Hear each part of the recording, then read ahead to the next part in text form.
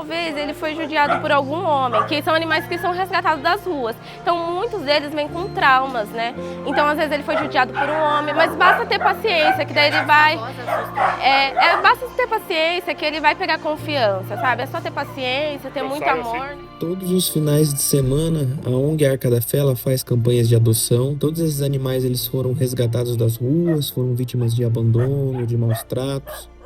E nessa campanha de adoção na Grossolo foi um sucesso, graças a Deus. Foram em torno de 10 adoções. Todas adoções responsáveis, todas as adoções feitas com muito amor e muito carinho. Aqui nós deixamos o nosso pedido.